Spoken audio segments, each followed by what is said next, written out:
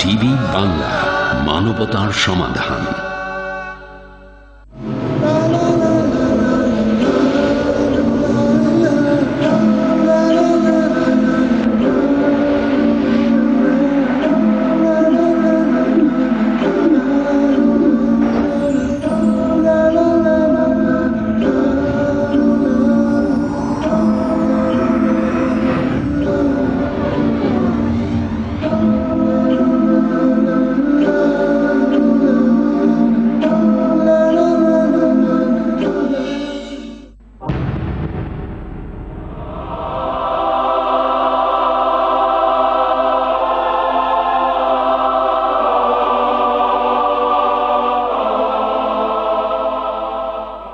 আসসালামু আলাইকুম রহমতুল্লাহি ওয়া বারাকাতুহু।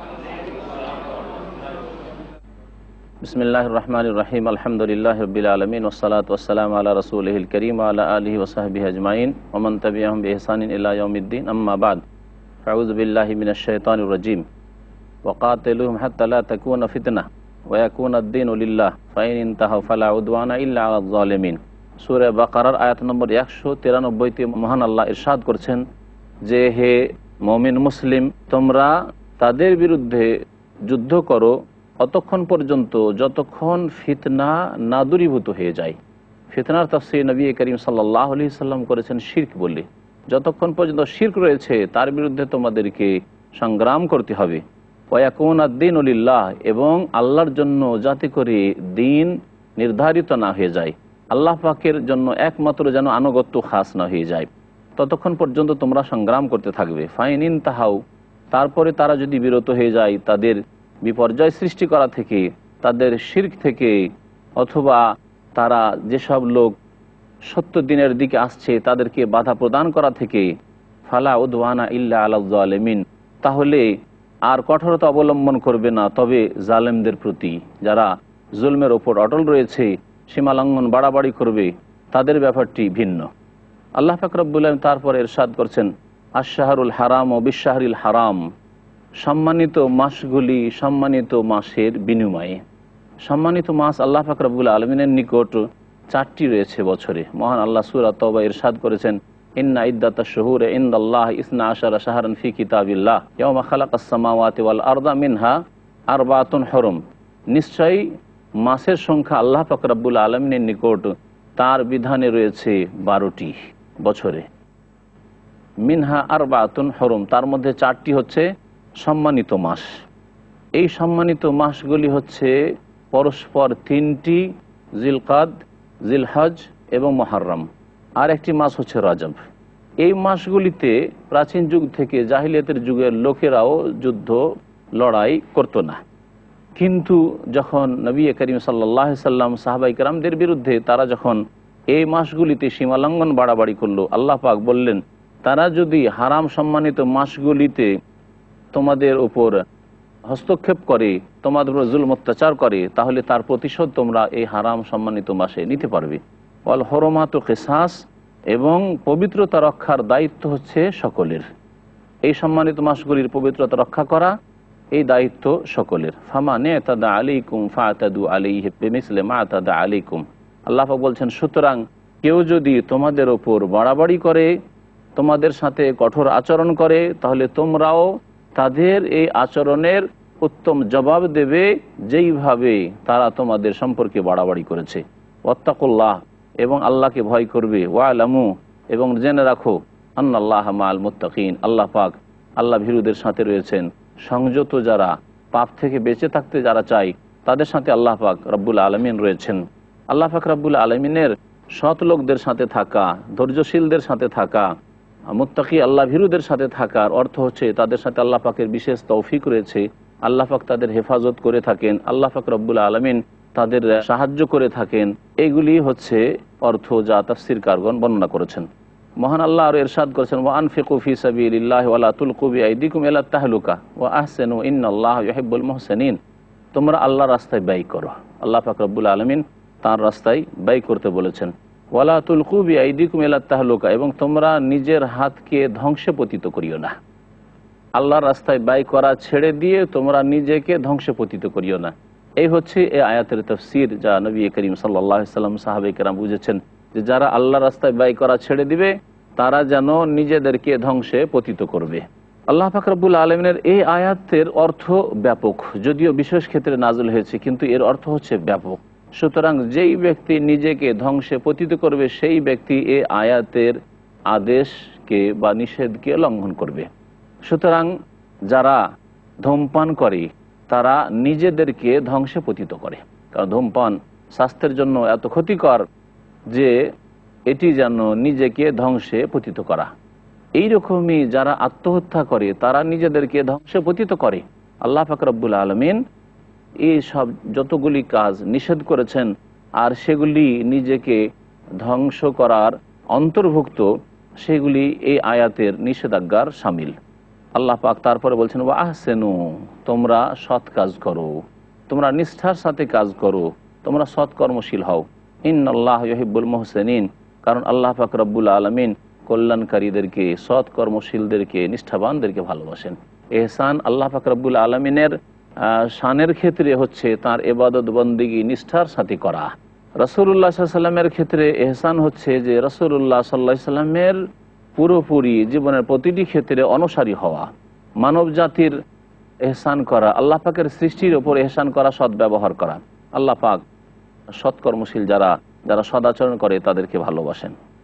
মহান আল্লাহ তারপরে হজ এবং উমরার বিধিবিধান উল্লেখ করেছেন। মহান আল্লাহ ইরশাদ করেছেন, ওয়া আতিম্মুল হাজ্জা ওয়াল উমরাতা লিল্লাহ ফাইন উহসিরতুম ফামাস্তাইসারা মিনাল হাদি।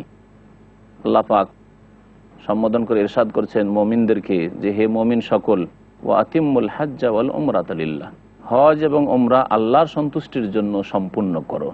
যখন হজ অথবা উমরা শুরু করে দেবে, তাতে ঢুকে পড়বে, তার জন্য ইহরাম বেঁধে নেবে, তখন সেটা সম্পন্ন করা ফরজ হয়ে যাবে। সেটা ফরজ হোক অথবা নফল। উমরা হজ যদি নফলও হয় আর তা শুরু করে দেন তাহলে সেটা সম্পন্ন করা ফরজ এই আয়াতের আলোকে। মহান আল্লাহ তারপরে বলছেন, ফাইন ওহসিরতুম, তবে তোমরা যদি বাধাপ্রাপ্ত হয়ে যাও। হজে গিয়েছিলে, উমরায় গিয়েছিলে, তারপর বাধাপ্রাপ্ত হয়েছ। বাধাপ্রাপ্ত বিভিন্নভাবে হইতে পারে।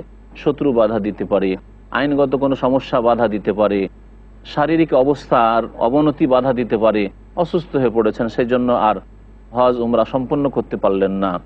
যে কোনো কারণে আপনি বাধাগ্রস্ত হয়ে যান, তাহলে কি করবেন? আল্লাহ পাক বলছেন, ফামাস্তাইসারা মিনাল হাদি, তাহলে যথাসাধ্য কোরবানি পেশ করে দিবে। কোরবানি পেশ করে দিবে, ওখানেই কোরবানি জবাই করে দিবে যেখানে বাধাগ্রস্ত হয়েছ।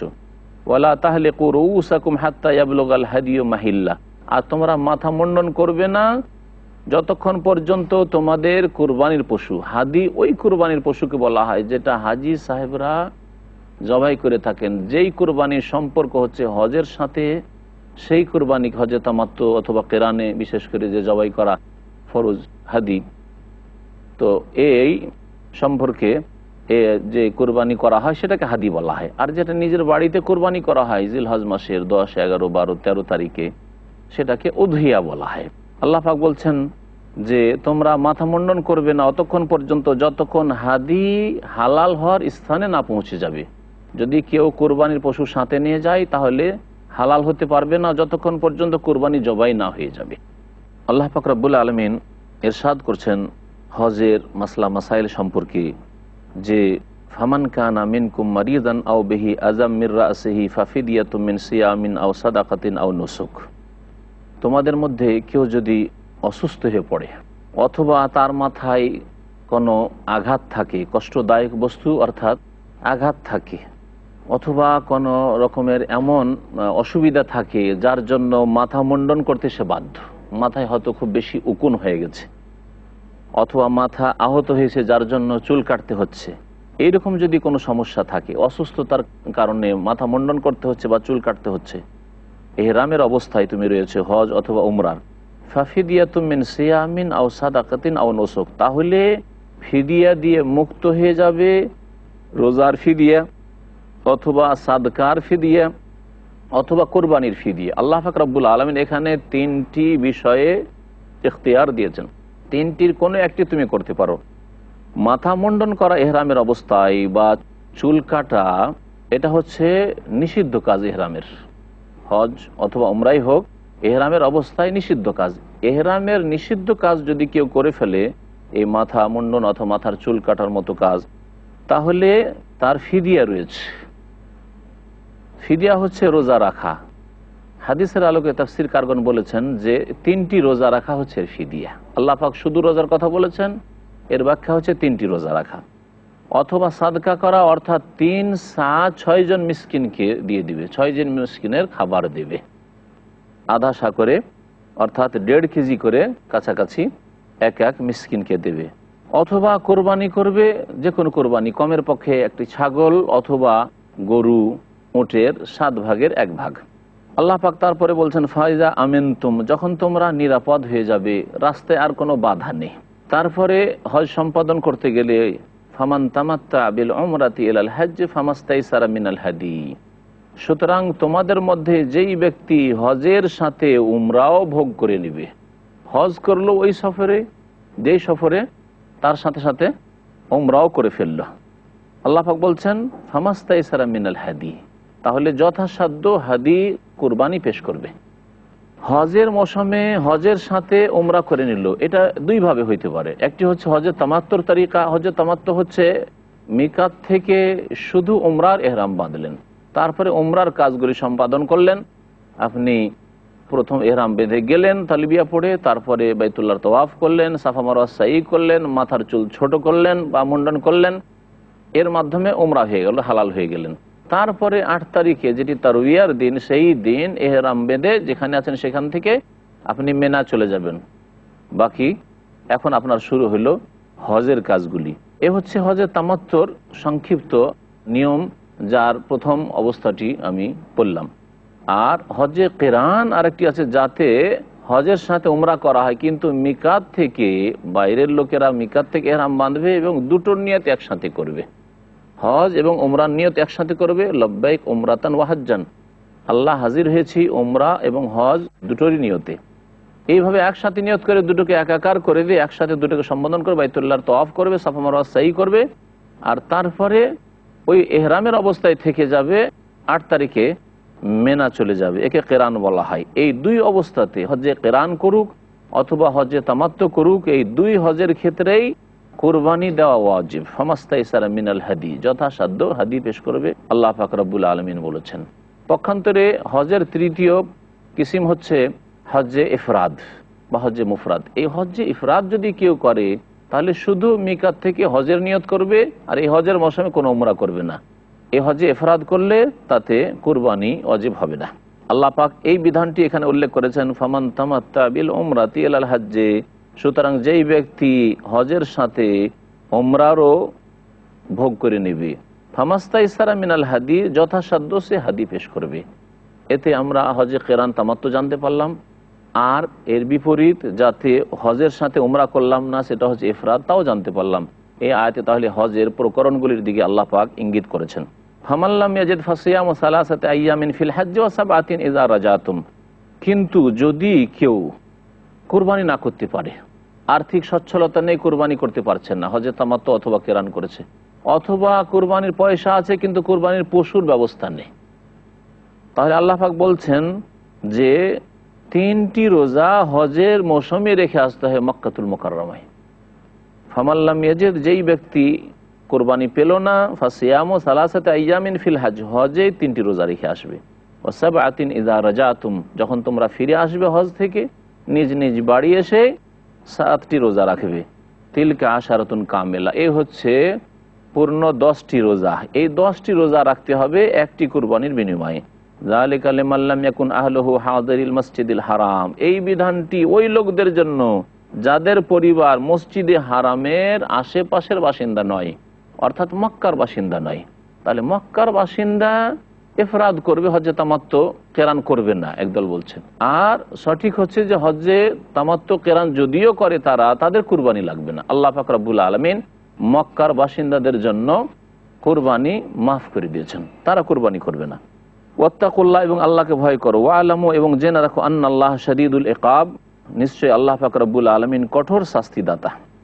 মহান আল্লাহ তারপর ইরশাদ করেছেন, আল হাজ্জু আশহুরুম মালুমাত ফামান ফারাদা ফীহিন্নাল হাজ্জ ফালা রাফাসা ওয়ালা ফুসুকা ওয়ালা জিদালা ফিল হজ্জ ওয়া মা তাফআলু মিন খাইরিন ইয়ালামুহুল্লাহ ওয়া তাযাওয়াদু ফাইন্না খায়রাজ যাদি তাকওয়া ওয়াত্তাকুনি ইয়া উলিল আলবাব। আল হাজ্জু আশহুরুম মালুমাত, হজের জানাশোনা কয়েকটি মাস রয়েছে। আল্লাহ পাক জানিয়ে দিয়েছেন যে হজের জানাশোনা কয়েকটি মাস রয়েছে। আল্লাহ পাক বহু বচন বলেছেন। তাফসীর কারগণ বলেছেন যে হজের মাস হচ্ছে শাওয়াল, জিলকাদা এবং জিলহজ মাসের 10 দিন। এর অর্থ হচ্ছে যে কোনো ব্যক্তি যদি হজের নিয়তে এহরাম বাঁধে তাহলে শাওয়াল মাসের 1ম তারিখ হলেই নিয়ত বাঁধতে পারবে।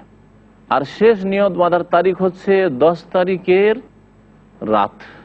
9 তারিখের দিন আরাফার দিন গিয়ে যে রাতটি আসে মুজদালিফা রাত, সেই রাতের ফজরের আগে পর্যন্ত যদি কেউ এহরাম করে হজের নিয়ত করে আরাফার ওপর দিয়ে অতিক্রম করতে পারে, থামতে পারলো না, সেখানে অবস্থান করতে পারলো না, আরাফার ওপর দিয়ে অতিক্রম করে যেতে পারে, আর ফজরের নামাজের আগে আগে মুজদালিফা চলে যেতে পারে, তাহলে হজ হয়ে যাবে। নবী করিম সাল্লাল্লাহু আলাইহি ওয়াসাল্লাম বলেছেন, আল হাজ্জু আরাফা, হজ হচ্ছে আরাফায় অবস্থানের নাম।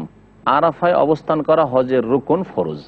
আরাফায় অবস্থান যদি 10 তারিখের রাতের ফজরের আগে আগে করে নেই, তারপরে মুজদালিফা চলে যায়, তাহলে হজ হয়ে যাবে। মুজদালিফায় রাত্রি যাপন করা ওয়াজিব।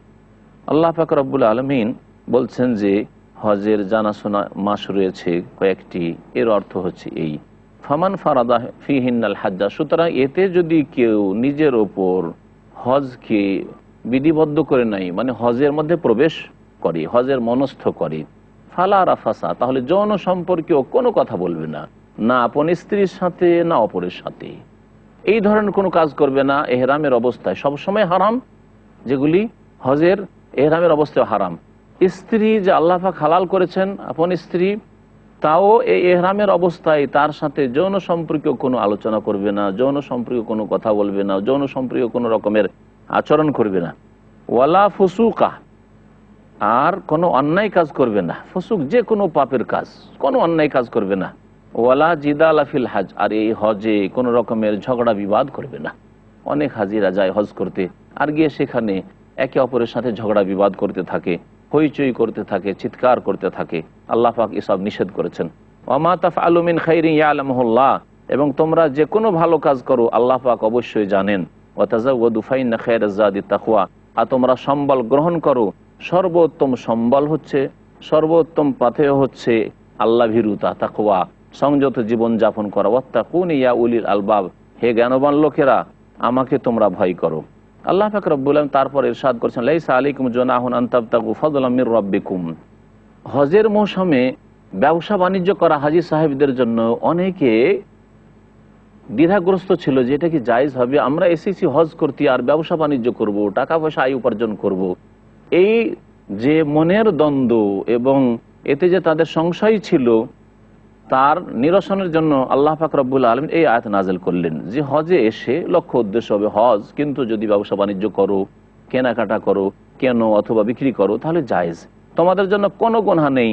যে আনতাবতাগু ফাদলাম মির রাব্বিকুম, তোমাদের প্রতিপালকের অনুগ্রহ সন্ধান করবে ব্যবসা বাণিজ্যের মাধ্যমে। ফাইদা আফাদতুম মিন আরাফাত, সুতরাং তোমরা যখন আরাফা থেকে ফিরে আসবে, আল্লাহ পাক এই আয়াত দিয়ে আরাফায় অবস্থান করাকে ফরজ করেছেন, আরাফা থেকে ফিরে আসতে হবে। ফাযকুরুল্লাহ ইনদাল মাশআরিল হারাম, তখন তোমরা মাশআরে হারামের নিকটে আল্লাহর জিকির আজকার করবে। মাশআরে হারাম বলা হয়েছে মুজদালিফাকে, এই মুজদালিফায় রাত্রি যাপন করতে হবে, মাগরিব এশা একত্রিত করে বিলম্ব করে জমা করতে হবে, সূর্য ডুবিয়ে দিয়ে আরাফা থেকে চলে আসতে হবে মাগরিব নামাজ না পড়ে, আর এখানে সে মাগরিব এশা একসাথে জমা করবে। ফজরের নামাজ পড়ে সেখানে আল্লাহর জিকির আজকার করে বেশি দোয়া করবে। নবী করিম সাল্লাল্লাহু আলাইহি ওয়াসাল্লাম এখানে দোয়া করেছেন এবং এখানে দোয়া কবুল হওয়ার স্থান। ওয়াজকুরুহু কামা হাদাকুম, যেভাবে আল্লাহ তোমাদেরকে হিদায়াত করেছেন সেইভাবে আল্লাহ পাকের জিকির আজকার করো, তাকে বেশি বেশি স্মরণ করো। ওয়াইন কুনতুম মিন ক্বাবলিহি লামিনাদ দালিন, এর পূর্বে তোমরা পথভ্রষ্টদের দলে ছিলে। সুম্মা আফিদু মিন হাইসু আফাদান নাস, অতঃপর তোমরা ফিরে আসো ওইখান থেকে যেখান থেকে সাধারণ লোকেরা ফিরে আসে। কুরাইশদেরকে আল্লাহ সম্বোধন করে বলেছেন যারা মুজদালিফা থেকে হজ করে চলে আসতো, আরাফা যেত না। আল্লাহ বলছেন সাধারণ লোকেরা, বাইরের লোকেরা এসে আরাফা যায়, ওই আরাফা থেকে ফিরে আসো, আরাফা না গেলে তোমাদের হজ হবে না। আস্তাগফিরুল্লাহ, এবং আল্লাহর কাছে মার্জনা কামনা করো। ইন্নাল্লাহ গাফুরুর রহিম, আল্লাহ পাক রব্বুল আলামিন সমস্ত গুনাহ মার্জনাকারী এবং দয়াবান। ফাইজা কাযাইতুম মানাসিকাকুম, হজের কাজগুলি যখন তোমরা সম্পাদন করে ফেলবে, শেষ হয়ে যাবে, ফাযকুরুল্লাহ, 10 তারিখে হজের কাজগুলি শেষ করে দিলে, কঙ্কর মারলে, তারপরে কোরবানি করলে, মাথা মুন্ডন করলে, বাইতুল্লাহর তওয়াফ করলে, সাফা মারওয়ার সাই করলে, এই দিনে সবচেয়ে বেশি কাজ 10 জিলহজ। ফাযকুরুল্লাহ কা যিকরিকুম আবাআকুম, তখন আল্লাহ পাকের জিকির আজকার করো, মেনায় রাত্রি যাপন করো এবং আল্লাহ পাকের জিকির আজকার করো, যেমন তোমরা তোমাদের পূর্বপুরুষদেরকে স্মরণ করতে, আও আশাদ্দা যিকর, ওর চাইতেও বেশি আল্লাহ পাকের জিকির আজকার করো। জাহিলিয়াতের যুগের লোকেরা যখন হজ শেষ হয়ে যেত, এই মেনাতে মেলা লাগাতো, আর মেলাতে বাপদাদার পূর্বপুরুষদের খ্যাতি আর পূর্বপুরুষদের আলোচনা তারা করতো। আল্লাহ বলছেন আল্লাহ পাকের জিকির আজকার করো। ফামিনান নাস মান ইয়াকুলু রাব্বানা আতিনা ফিদ দুনিয়া ওয়া মা লাহু ফিল আখিরাতি মিন খালাক, কিছু লোকেরা আছে বলে যে আল্লাহ দুনিয়াতে দাও, আর আখিরাতে তাদের জন্য কিছুই নেই। যারা শুধু দুনিয়া পয়সা পয়সা করে, নেতৃত্ব, মান সম্মান, তাদেরকে আল্লাহ আখিরাতে কিছুই দেবেন না। ওয়ামিনহুম মান ইয়াকুলু, আর কিছু লোকেরা আছে যারা সত্যিকার অর্থে মুমিন, তারা বলে এই দোয়া, রব্বানা আতিনা ফিদ দুনিয়া হাসানা ওয়া ফিল আখিরাতি হাসানা ওয়া কিনা আযাবান নার, আল্লাহ দুনিয়াতেও আমাদেরকে কল্যাণ দান করো আর পরকালেও আমাদেরকে কল্যাণ দান করো, ওয়া কিনা আযাবান নার, জাহান্নামের আযাব থেকে আমাদেরকে রক্ষা করো।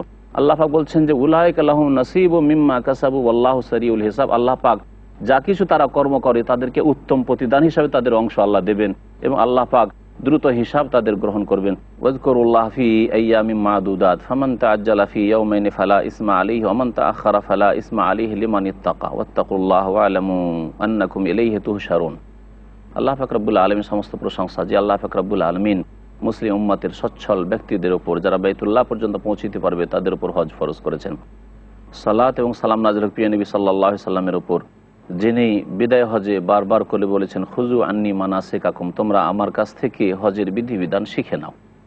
আল্লাহ পাক রব্বুল আলামিন হজের আরেকটি বিধান উল্লেখ করেছেন সূরা বাকারার আয়াত নম্বর 203, আর এই আয়াত দিয়ে হজের বিধিবিধানকে আল্লাহ সমাপ্ত করেছেন বর্ণনা করা। বাকি হজের বেশ কিছু বিধিবিধান সূরা হজে, একটি সূরার নামই হচ্ছে সূরাতুল হজ, তাতেও আল্লাহ পাক বর্ণনা করেছেন। মহান আল্লাহ ইরশাদ করেছেন ওয়াজকুরুল্লাহ ফি আইয়ামিম মাদুদাত, তোমরা আল্লাহর জিকির আজকার করো, আল্লাহকে স্মরণ করো নির্দিষ্ট দিনগুলিতে, কয়েকটি নির্দিষ্ট দিনগুলিতে।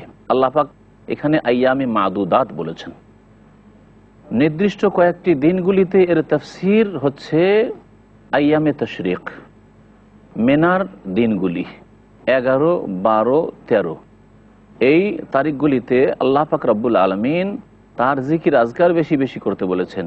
তার জিকির আজকার হবে দোয়ার মাধ্যমে, তার জিকির আজকার হবে জামরাতগুলিকে পাথর মারার মাধ্যমে। জামরাতগুলিকে যখন পাথর মারবেন, প্রত্যেকটি যখন কঙ্কর নিক্ষেপ করবেন, আপনি আল্লাহু আকবার বলে কঙ্কর নিক্ষেপ করবেন। এই হচ্ছে আল্লাহ পাকের জিকির আজকার।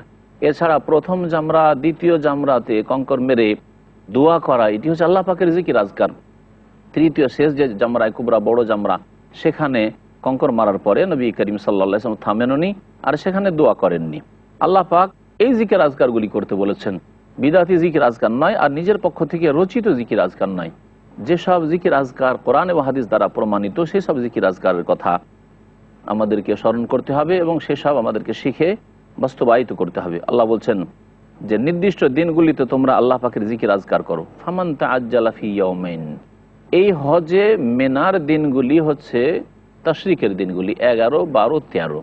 তবে কেউ যদি 2 দিনে তাড়াতাড়ি করে ফিরতে চায়, আমার কাজকর্ম আছে অথবা 2 দিন আমি সেরে নেব, তাহলে আল্লাহ বলছেন কোনো অসুবিধা নেই। ফামান তাআজ্জালা ফি ইয়াওমাইন, সুতরাং কেউ যদি 2 দিনে তাড়াহুড়া করে ফালা ইসমা আলাইহি, তাহলে তার কোনো গুনাহ নেই। 11, 12 থাকলো আর 12 তারিখে কঙ্কর মেরে মেনা থেকে বেরিয়ে গেল, সূর্য অস্ত হওয়ার আগে মেনা থেকে বেরিয়ে যেতে হবে, তাহলে কোনো অসুবিধা নেই। আর যদি সূর্য ডুবে যায় তাহলে রাত থাকা আবার ওয়াজিব হয়ে যাবে, কারণ মেনার রাতগুলি মেনাতে যাপন করা ওয়াজিব।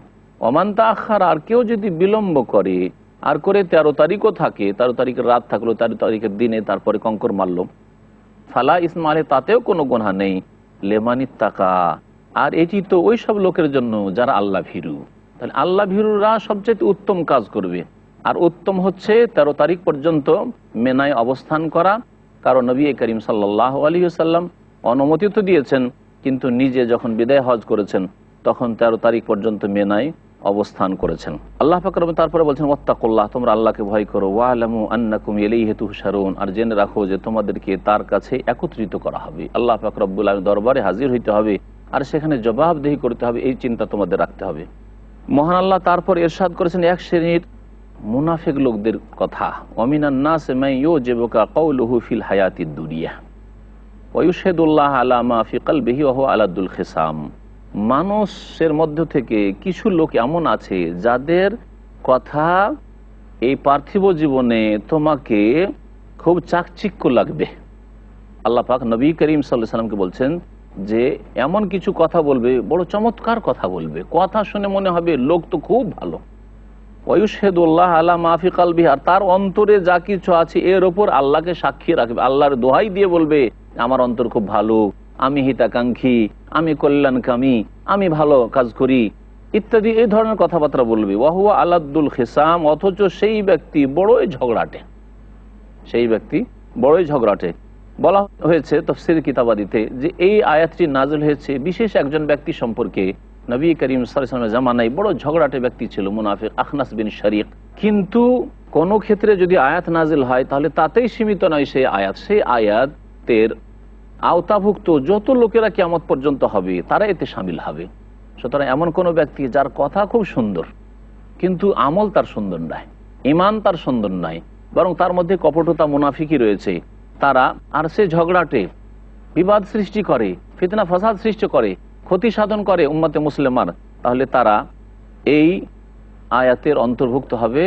এবং আল্লাহ পাক রব্বুল আলামিন তাদের সম্পর্কেই বলেছেন যে এরা বড় ঝগড়াটে, আর এদের কথা খুব চমৎকার লাগে।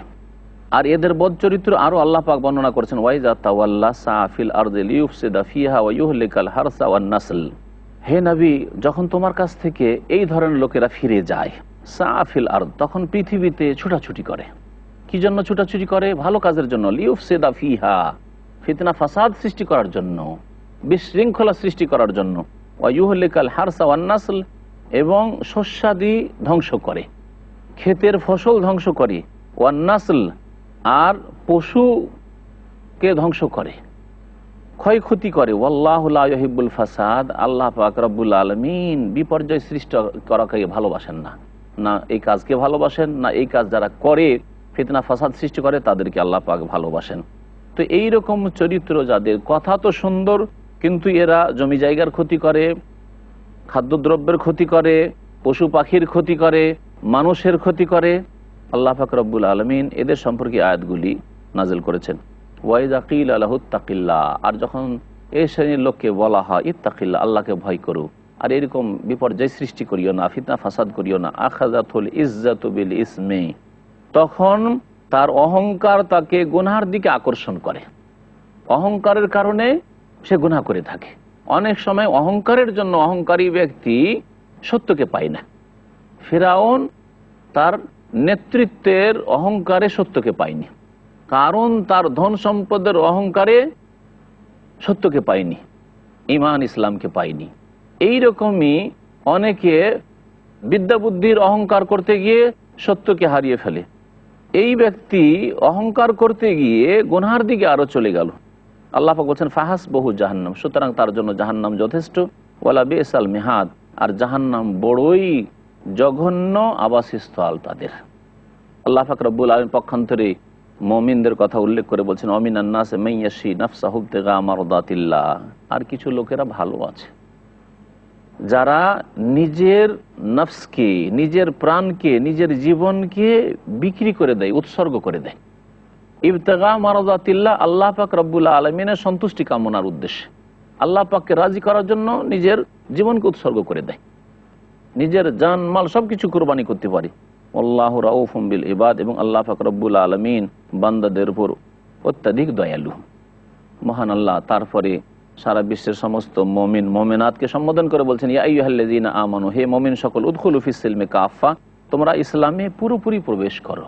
তাহলে মুসলিম হইতে হবে, সত্যিকার অর্থে মুসলিম হইতে হবে। মুসলিম হইতে হলে জীবনের প্রতিটি ক্ষেত্রে ইসলামী বিধিবিধানের বাস্তবায়ন করতে হবে। আপনি শুধু 2-4টি ইসলামের কাজ করলেন আর ভাবলেন আমি মুসলিম হয়ে গেছি, শুধু নামাজ পর্যন্ত আপনার ইসলাম সীমিত, অথবা আপনার আখলাক চরিত্র পর্যন্ত ইসলাম সীমিত কিন্তু আপনার নামাজ নেই।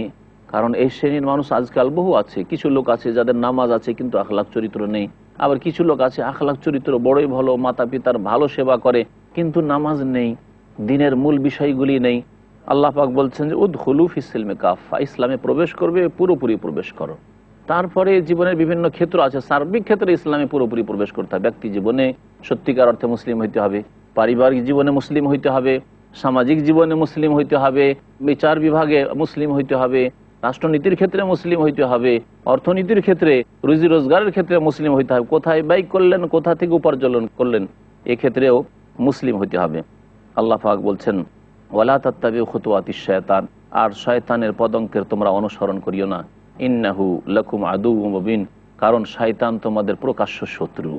বারবার করে কোরআন কারীম আল্লাহ পাক রব্বুল আলামিন শয়তানের পেছনে পেছনে চলতে নিষেধ করেছেন এবং সতর্ক সাবধান করেছেন। কারণ শয়তান এত বড় দুশমন যে আমাদের পিতা আদম আলাইহিস সালামকে জান্নাত থেকে বের করেছে, আর বাকি মানুষরা কিয়ামত পর্যন্ত যত আসবে তাদের অধিকাংশকে সে নিজের সাথে জাহান্নামে নিয়ে যেতে চায়। এর জন্য আল্লাহর কাছে ছাড় নিয়েছে। আল্লাহ পাক বলছেন তারপরে ফাইন জালালতুম মিন বাদি মা জাআতকুমুল বায়্যিনাত, তোমাদের কাছে সুস্পষ্ট দলিল প্রমাণ চলে আসার পরেও যদি তোমাদের পদস্খলন ঘটে, ফালামু, তাহলে জেনে রাখো, আন্নাল্লাহ আজিজুল হাকিম, যে আল্লাহ পাক রব্বুল আলামিন সর্বজয়ী এবং প্রজ্ঞাময়। আল্লাহ পাককে কেউ হারাতে পারে না, এবং আল্লাহ পাক রব্বুল আলামিন প্রত্যেকটি কথাই এবং কাজে তত্ত্ব রয়েছে, রহস্য রয়েছে। আল্লাহ পাক রব্বুল আলামিনের শরীয়তেও রহস্য রয়েছে, আর আল্লাহ পাক রব্বুল আলামিনের যে সৃষ্টিগত আদেশ নিষেধ রয়েছে, যা কিছু আল্লাহ পাক দুনিয়াতে করেন তাতেও আল্লাহ পাকের হিকমত রহস্য রয়েছে। মহান আল্লাহ তারপরে ইরশাদ করেছেন এক শ্রেণীর মানুষের কথা, যারা আল্লাহর প্রতি ঈমান নিয়ে আসতে চায় না, তাদের সম্পর্কে, এবং তারা চ্যালেঞ্জ করে থাকে, হাল ইয়ানজুরুনা ইল্লা আন ইয়াতিয়াহুমুল্লাহু ফি যুলালিম মিনাল গামামি ওয়াল মালাইকাতু ওয়া কুদিয়াল আমরু ওয়া ইলাল্লাহি তুরজাউল উমুর। আল্লাহ পাক বলছেন তারা একমাত্র অপেক্ষা করে যে আল্লাহ পাক তাদের কাছে আসবেন ফি যুলালিম মিনাল গামাম, মেঘমালার ছত্রে, মেঘমালার মধ্যে আল্লাহ পাক আসবেন, আল্লাহ দেখা দিবেন, তাহলে ঈমান নিয়ে আসবেন, না দেখে ঈমান নিয়ে আসবে না। অথচ আল কোরআন হিদায়াত করবে ওই সব লোকদেরকে যারা ইউমিনুনা বিল গায়ব, না দেখে বিশ্বাস করে। যারা না দেখে বিশ্বাস করতে চায় না দিনের ক্ষেত্রে, পরকালের ক্ষেত্রে, তাদেরকে আল্লাহ পাক হিদায়াত করবেন না। কিন্তু এরা এই শর্ত লাগায় যে আল্লাহ পাক এসে দেখা দিকে আমাদেরকে, ওয়াল মালায়েকাত, এবং ফেরেশতারাও আসুক, ফেরেশতারা আল্লাহ পাকের সাথে এসে আমরা ফেরেশতাদেরকেও দেখি, ওয়া কুদিয়াল আমর, এবং আল্লাহ পাক রব্বুল আলামিন সবকিছুর মীমাংসা করুক, মীমাংসা হয়ে যাক, মানে সত্য স্পষ্ট হয়ে যাক। আল্লাহ এসে দেখা দিয়ে দিলেন, ফেরেশতাকে দেখে নিলাম, ওয়া ইলাল্লাহি তুরজাউল উমুর, আর শুনে রাখো আল্লাহ পাকের কাছে সমস্ত বিষয় ফিরে আসবে, সব কেউ ফিরে আসবে, সকলে ফিরে আসবে, আর সবকিছু আল্লাহ পাকের কাছে ফিরে আসে। প্রত্যেকটি বস্তু আল্লাহ পাকের কাছে ফিরে, দুনিয়া খালি হয়ে যাবে, এই পৃথিবী আল্লাহ পাক রব্বুল আলামিন একমাত্র পৃথিবীর মালিক থাকবেন এবং ধ্বংস করবেন। মহান আল্লাহ ইরশাদ করেছেন সাল বনি ইসরাঈল কাম আতাইনাহুম মিন আয়াতিন বায়্যিনাহ মান ইউবাদদিল নি'মাতাল্লাহি মিন বাদি মা জাআতহু ফাইন্নাল্লাহা শাদীদুল ইকাব। আল্লাহ পাক বনি ইসরাঈলদের কথা এই আয়াতে উল্লেখ করেছেন যে বনি ইসরাঈলদেরকে জিজ্ঞাসা করো, এই ইহুদিদেরকে জিজ্ঞাসা করো, কাম আতাইনাহুম মিন আয়াতিন বায়্যিনাহ, তাদেরকে কত শত আমি সুস্পষ্ট নিদর্শন দিয়েছি, কত মুজিজা মুসা আলাইহিস সালামের সাথে পাঠিয়েছি, আর কত নিয়ামত তাদেরকে দিয়েছি। আল্লাহ পাকের অনুগ্রহ, আল্লাহ পাকের নিয়ামত আসার পরেও যদি কেউ তা পরিবর্তন করে দেয়, ফাইন্নাল্লাহ শাদীদুল ইকাব, তাহলে জেনে রাখা উচিত যে আল্লাহ পাকের আযাব বড়ই কঠোর, আল্লাহ পাকের শাস্তি বড়ই শক্ত। মহান আল্লাহ তারপরে ইরশাদ করেছেন যুয়্যিনা লিল্লাযীনা কাফারুল হায়াতুদ দুনিয়া ওয়া ইয়াসখারুনা মিনাল্লাযীনা আমানু ওয়াল্লাযীনা ইত্তাকাউ ফাওকাহুম ইয়াওমাল কিয়ামাহ ওয়াল্লাহু ইয়ারযুকু মান ইয়াশাউ বিগাইরি হিসাব। কাফেরদের জন্য দুনিয়াকে সুশোভিত করা হয়েছে। যুয়্যিনা লিল্লাযীনা কাফারু, যারা আল্লাহকে অস্বীকার করেছে, পরকালকে অস্বীকার করেছে, যারা দুনিয়ামুখী, তাদের জন্য পার্থিব জীবনকে সুন্দর করে সাজিয়ে পেশ করা হয়েছে। দুনিয়ায় ভালো লাগে তাদেরকে, পাপে ডুবে থাকতে ভালো লাগে। ওয়া ইয়াসখারুনা মিনাল্লাযীনা আমানু, আর মুমিনদের সাথে তারা ঠাট্টা বিদ্রুপ করে। মুমিন মুসলিমরা যদি ইসলামিক লেবাস পরে ঠাট্টা বিদ্রুপ করে, দাড়ি রাখে তাহলে তাদেরকে ঠাট্টা মজাক করে, তারা যদি নামাজ পড়ে তাহলে ঠাট্টা মজাক করে। এগুলি হচ্ছে কাফেরের চরিত্র। ওয়াল্লাযীনা তাকাউ ফাওকাহুম ইয়াওমাল কিয়ামা, তবে জেনে রাখো যারা আল্লাহকে ভয় করেছে, যারা সংযত জীবনযাপন করেছে মুমিন, তারা তাদের উপরে থাকবে কিয়ামতের দিনে, শ্রেষ্ঠত্ব আল্লাহ দান করবে, জান্নাতে রাখবেন। আর এদেরকে যারা দুনিয়ার চাকচিক্যে পড়েছিল এবং কুফরি করেছে তাদেরকে আল্লাহ জাহান্নামে নিক্ষেপ করবেন। আল্লাহু ইয়ারযুকু মান ইয়াশাউ বিগাইরি হিসাব, আল্লাহ যাকে ইচ্ছা বিনা হিসাবে রিজিক দান করে থাকেন। আল্লাহ পাক রব্বুল আলামিন ইরশাদ করছেন সূরা বাকারা আয়াত নম্বর 213-তে, কানান নাস উম্মাতান ওয়াহিদা ফাবাসাল্লাহু নাবিয়িনা মুবাশশিরিন ওয়া মুনযিরিন ওয়া আনজালা মাআহুল কিতাবা বিল হক লিয়াহকুমা বাইনান নাস ফীমা ইখতালাফু ফীহ। আয়াতটি বড় লম্বা রয়েছে। আল্লাহ পাক বলছেন মানব জাতি একটি জাতি ছিল।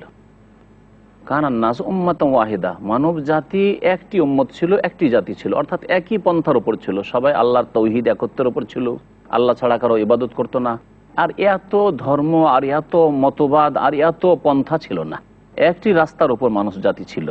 সকলে আদম আলী সালাম থেকে শুরু করে নূহ আলী সালামের পূর্ব পর্যন্ত একদিনের ওপর তাওহীদের ওপর ছিল।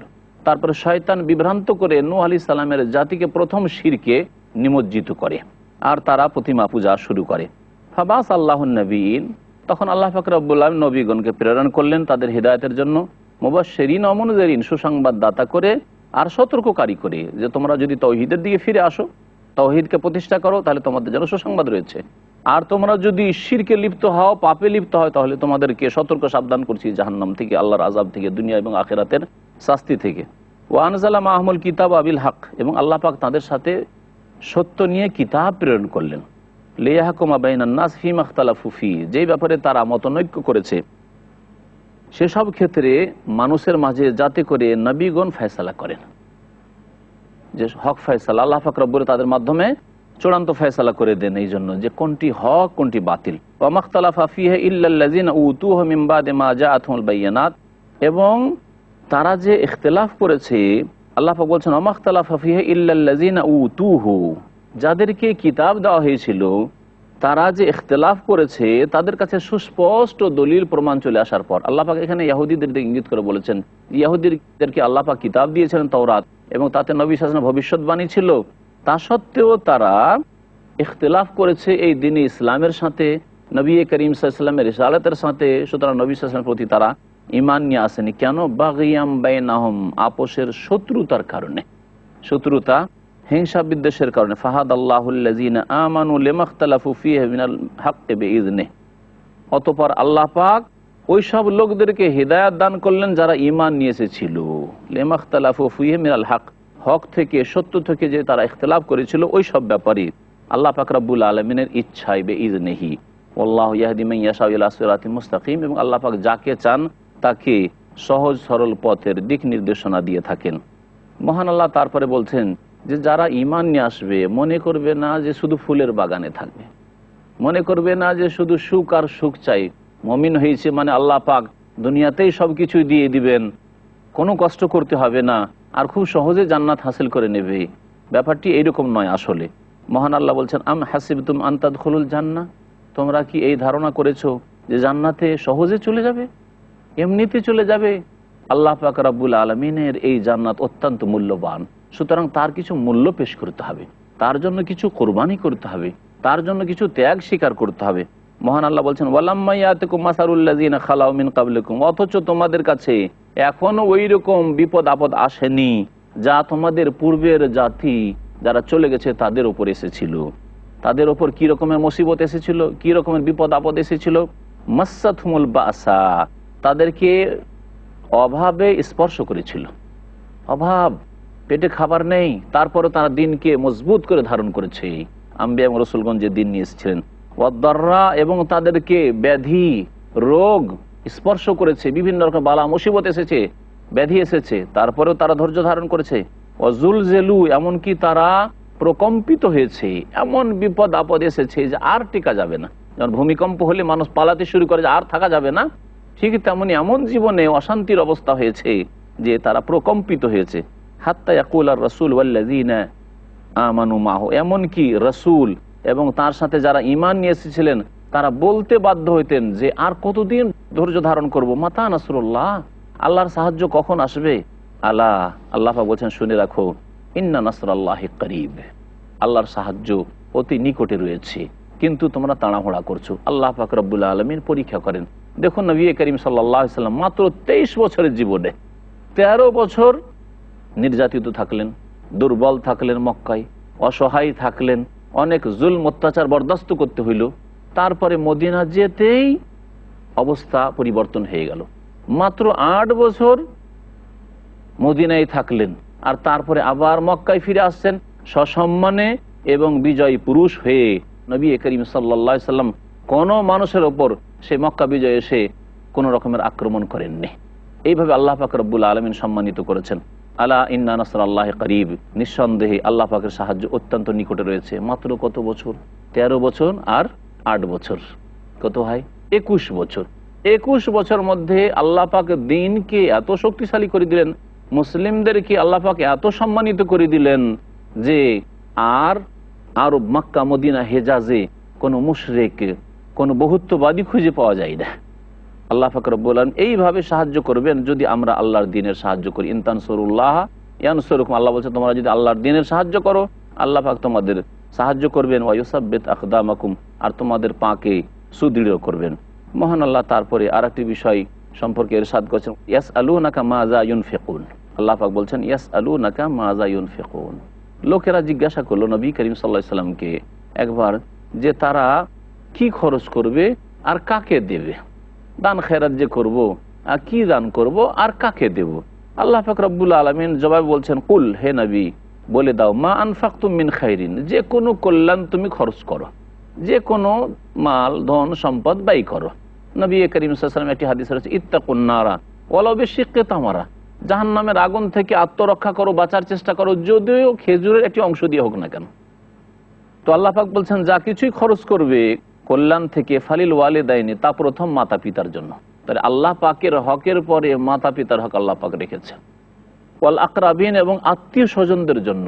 আর সবচাইতে নিকটতম আত্মীয় স্বজন মাতা পিতার পরে হচ্ছে ছেলে মেয়েরা, ভাই বোনেরা, স্ত্রী। ওয়ালিয়াতামা, এবং ইয়াতিম ওয়ানাথদের জন্য খরচ করবে, যারা বাল্য জীবনে বাবাকে হারিয়ে ফেলেছে, এরা হচ্ছে ইয়েতিম। এদের লালন পালনে বড়ই সওয়াব রয়েছে।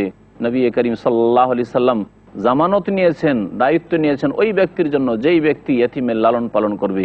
আনা ওয়া কাফিলুল ইয়াতিমে কাহাতাইনি, নবী করিম সাল্লাল্লাহু আলাইহি ওয়াসাল্লাম বলছেন আমি এবং ইয়াতিমের যে দেখাশোনা করবে, ইয়াতিমের ভরণ পোষণের যে দায়িত্ব নেবে, সেই ব্যক্তি আমার সাথে কিয়ামতের দিনে এইভাবে কাছাকাছি থাকবে জান্নাতে। আল্লাহ পাক যেন আমাদেরকে ইয়াতিমদের লালন পালন করার তৌফিক দান করেন।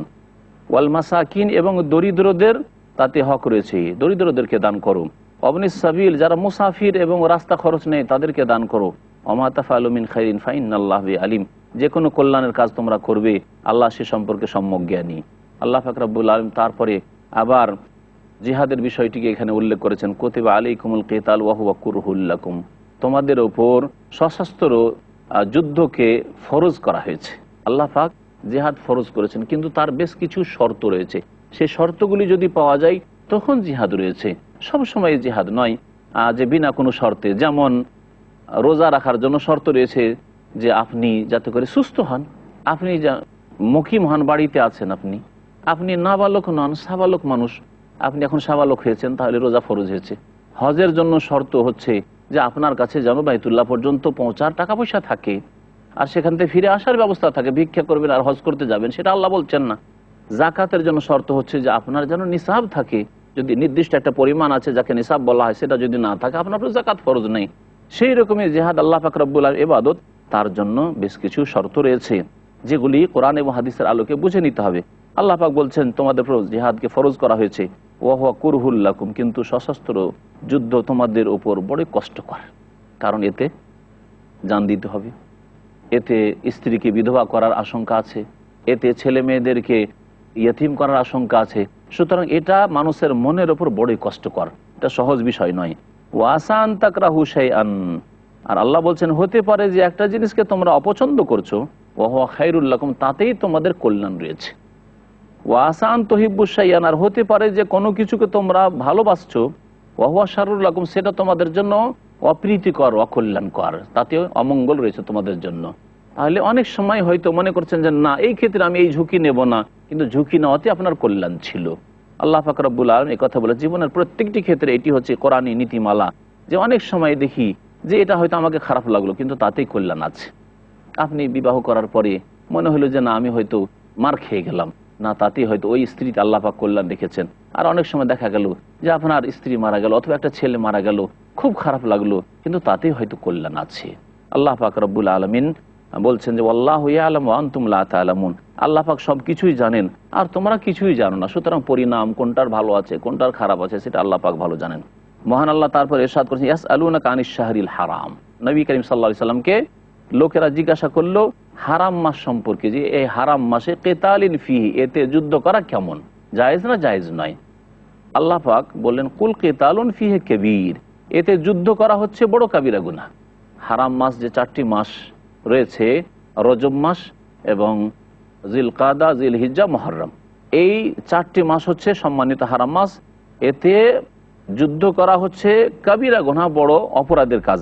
ওয়াসাদ্দুন আন সাবিলিল্লাহি ওয়া কুফরুম বিহি ওয়াল মাসজিদিল হারাম ওয়া ইখরাজু আহলিহি মিনহু আকবার ইনদাল্লাহ।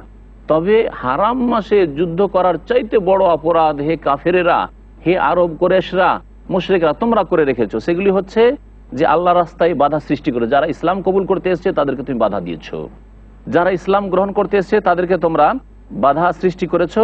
ওয়া কুফরুম বিহি, এবং আল্লাহর সাথে কুফরি করেছো, যেটা এর চাইতে বড় অপরাধ। ওয়াল মসজিদুল হারাম, মসজিদে হারামে নামাজ পড়তে যেতে বাধা দিয়েছো নবী করিম সাহাবায়ে কেরামদেরকে, এটা এর চাইতে বড় অপরাধ। হারাম মাসে যুদ্ধ করা, লড়াই করার চাইতে বড় অপরাধ। ওয়া ইখরাজু আহলিহি মিনহু, এবং যারা মক্কাবাসী, মক্কার মুসলিম মুমিন যারা এখানে জন্ম নিয়েছে, যাদের মাতৃভূমি, এখান থেকে তাদেরকে বিতাড়িত করেছো, মদিনা যেতে বাধ্য করেছো তাদেরকে, এটা এর চাইতে বড় অপরাধ করেছো। আল্লাহ বলছেন আকবার ইনদাল্লাহ, আল্লাহর নিকট এই পাপগুলি হারাম মাসে লড়াই করার চাইতে বড় গুনাহ। ওয়াল ফিতনাতু আকবার মিনাল কাতল, আর ফিতনা ফাসাদ সৃষ্টি করা, খুন করার চাইতে বড়। শিরকে কাউকে লিপ্ত করা, এ হচ্ছে ফিতনা। শিরকের গুনাহ খুনের গুনার চাইতে বড় গুনাহ আল্লাহ পাক রব্বুল এখানে বলেছেন। আর আরেকটি আয়াতে বলেছেন আশাদ্দু মিনাল কাতল ওয়ালা ইয়াজালুনা ইউকাতিলুনাকুম। আল্লাহ বলছেন যে আল্লাহর শত্রু, যারা আল্লাহর দ্বীনের শত্রু মুশরিক, তাদের স্বভাব হচ্ছে যে তোমাদের বিরুদ্ধে সব সময় তারা যুদ্ধে লিপ্ত থাকবে। হাত্তা ইয়ারুদ্দুকুম আন দীনিকুম, যতক্ষণ পর্যন্ত তোমাদেরকে তোমাদের দিন থেকে ফিরিয়ে না দিবে, যতক্ষণ ঈমান না ছেড়ে দিবে, কালেমা না ছেড়ে দেবে, নামাজ না ছেড়ে দেবে, ততক্ষণ পর্যন্ত ইসলামের শত্রু ছেড়ে দেবে না। ইনিস্তাতাও, যদি তাদের পক্ষে সম্ভব হয়। ওমাইয়ারতাদ মিনকুম আন দীনিহি, শুনে রাখো তোমাদের মধ্য থেকে কেউ যদি দিন থেকে বিমুখ হয়ে যায়, ইসলাম ছেড়ে দেয়, নামাজ ছেড়ে দেয়, পর্দা ছেড়ে দেয়, ফায়ামুত ওয়া হুয়া কাফির, আর এইরকম দিন ছেড়ে দিয়ে সে নাস্তিক হয়ে গেল, আল্লাহদ্রোহী হয়ে গেল, আর কুফরি অবস্থায় মারা গেল, ফাউলাইকা হাবিতাত আমালুহুম ফিদ দুনিয়া ওয়াল আখিরাহ, তাদের আমলগুলি ইহকালে পরকালে সর্বনাশ হয়ে যাবে, ধ্বংস হয়ে যাবে। ওয়াউলাইকা আসহাবুন নার হুম ফিহা খালিদুন, আর এরাই জাহান্নামে চিরকাল অবস্থান করবে। আল্লাহ পাক রব্বুল আলামিনের পক্ষান্তরে মুমিন মুসলিমের কথা, যারা আল্লাহর প্রতি ঈমান নিয়েছে, তাদের যে পুরস্কার রয়েছে তার কথা উল্লেখ করে বলছেন ইন্নাল্লাযীনা আমানু ওয়াল্লাযীনা হাজারু ওয়া জাহাদু ফি সাবিলিল্লাহ উলাইকা ইয়ারজুনা রাহমাতাল্লাহ ওয়াল্লাহু গফুরুর রহিম। নিশ্চয় যারা ঈমান নিয়ে এসেছে এবং হিজরত করে এসেছে, হিজরত করা মানে এক দেশ থেকে আরেক দেশে স্থানান্তরিত হওয়া, আল্লাহর দিনকে রক্ষা করার জন্য, পেটের দায়ে নয়। যেমন আজকাল পেটের দায়ে ধনী দেশগুলিতে চলে যাচ্ছে, পশ্চিমা দেশগুলিতে অনেকে চলে যাচ্ছে, এটা হিজরত নয়, এটা ইসলামিক হিজরত নয়। বরং এটা যদি সেখানে যদি ইসলাম পালন করা আরো কষ্ট করা হয় তাহলে নিষিদ্ধ হিজরত। আর ইসলামী হিজরত হচ্ছে যে আল্লাহর দিনকে রক্ষা করার জন্য, আপনি আপনার ঈমান বাঁচানোর জন্য অথবা ইসলাম প্রচারের জন্য আপনি এক দেশ থেকে আরেক দেশে গেলেন, এর নাম হচ্ছে হিজরত। যারা হিজরত করলো, ও জাহাদু ফি সাবি, আল্লাহ রাস্তায় সশস্ত্র যুদ্ধ করলো, উলাইকা ইয়ারজুনা রাহমাতাল্লাহ, তারাই আল্লাহর রহমতের আশাবাদী। যারা আল্লাহর দিনের জন্য মেহনত করবে, প্রচেষ্টা চালাবে, খেদমত করবে, দিনের দাওয়াতের কাজ করবে, এরাই আল্লাহর রহমতের আশা রাখতে পারে। আল্লাহু গফুরুর রহিম, আল্লাহ পাক রব্বুল আলামিন সবকিছু মার্জনাকারী, সমস্ত গুনাহ মাফ করেন, এবং আল্লাহ পাক রব্বুল আলামিন অত্যন্ত দয়াবান। আল্লাহ পাক রব্বুল আলামিন যেন আমাদেরকে দিন শিখার এবং তার প্রতি চলার তৌফিক দান করেন। আল্লাহ পাক আমাদের গুনাহ খাতা যেন মাফ করে দেন। সুবহান রাব্বিকা রব্বিল ইজ্জাতি আম্মা ইয়াসিফুন ওয়া সালামুন আলাল মুরসালিন ওয়ালহামদুলিল্লাহি রাব্বিল আলামিন।